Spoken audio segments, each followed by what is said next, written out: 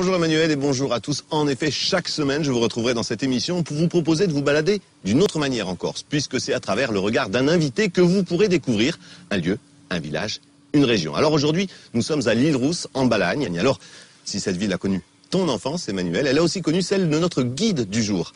Une chanteuse touchante et spontanée, attachante et naturelle, c'est Francine Massiagne, qui nous dévoile un autre visage de cette ville, celui des rues de son enfance. Confiavo-gli a un mare, a roba e tempo va,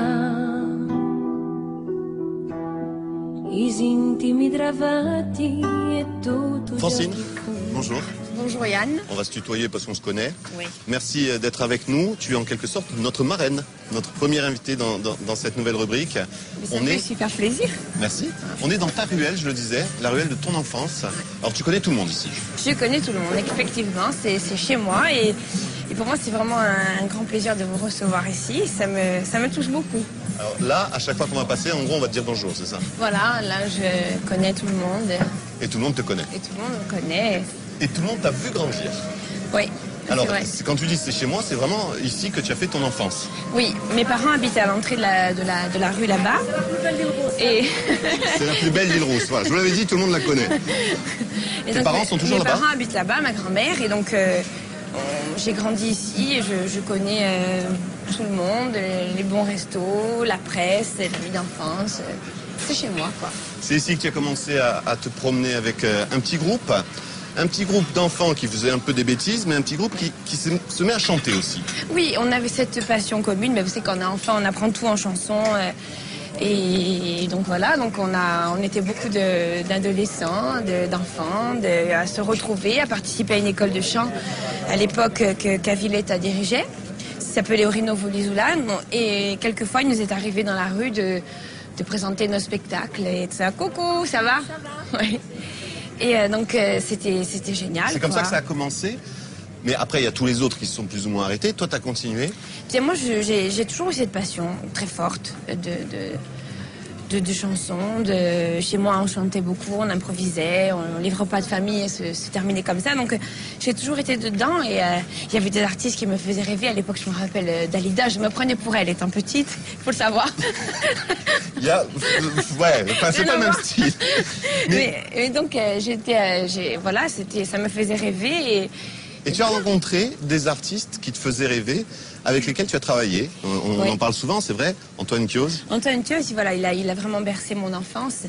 Les frères Vicenti, c'était vraiment, pour moi, quand il m'a demandé de participer avec lui à son disque, je veux dire, ça aurait été la même chose pour moi que je sais pas moi, qu'un grand groupe, un grand chanteur soit venu me dire. Et pour moi, c'était tellement symbolique et fort.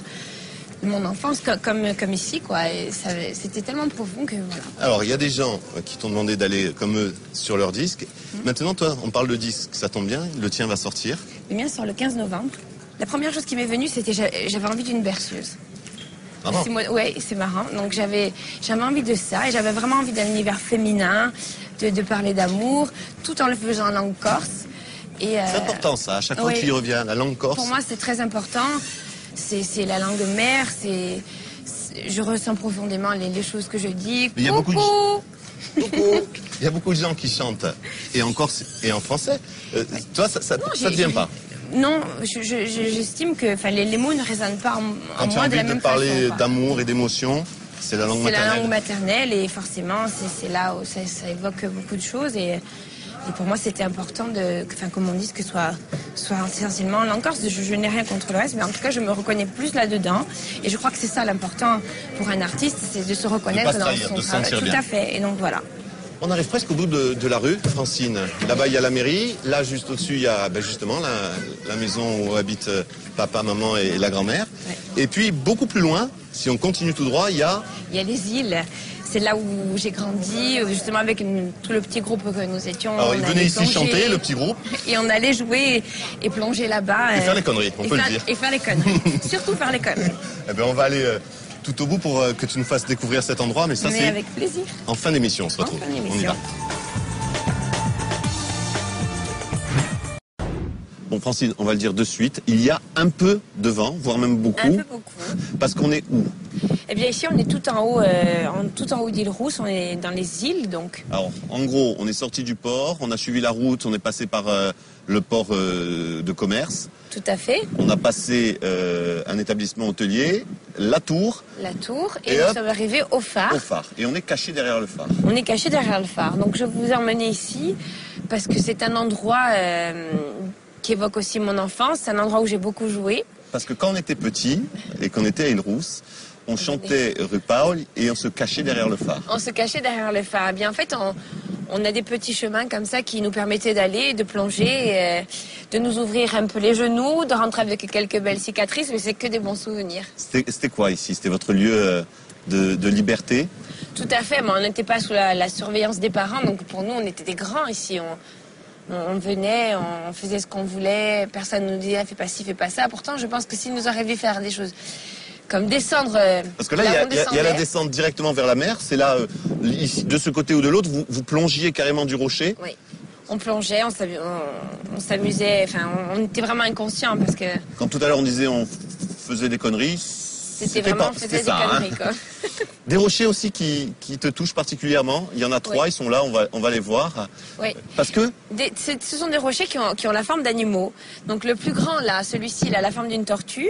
Il y a le dragon. et le Crocodile. Le Crocodile. Le crocodile, c'est comme ça qu'on disait quand on était jeune, Voilà. hein, Francine. Tu reviens encore ici de temps en temps? Oui. Oui, il m'arrive encore de revenir ici en balade. C'est bien, ça. C'est un moment de détente. Enfin, j'apprécie beaucoup de marcher avec des amis, pas venir forcément seul, mais donc il y a pas grand monde, ce qui se permet en fait d'être un peu détaché et à la fois dans Île-Rousse finalement. Et les jeunes continuent de venir ici? Oui, il y a la jeune génération qui continue à venir s'ouvrir les genoux dans ces rochers. Tu as C'est super. des neveux, des Des nièces neveux, des nièces qui viennent ici plonger à leur tour. et que tu engueules en disant faites attention. Que j'ose engueuler, effectivement, mais non, mais je les encourage finalement. Il n'y a que comme ça qu'on forge les caractères en faisant des bêtises. Francine, on va devoir se dire au revoir. C'est Déjà. déjà la fin. Oui. On va avoir une petite pensée pour Emmanuel, qui est d'Île-Rousse et qui a sûrement connu ce lieu. Certainement, on lui fait de gros bisous d'ailleurs. Et puis nous, on va se quitter en musique. Oui, avec un extrait donc de mon disque qui sortira en novembre, le 15 novembre. donc. C'est une exclue pour nous. C'est une exclue pour vous qui s'appelle Dawn. Merci. Merci À à bientôt, vous. Francine. À bientôt. On se retrouve, nous, la semaine prochaine pour d'autres rencontres, d'autres lieux et d'autres souvenirs. Salut. Quelli e vole che incantano a zidella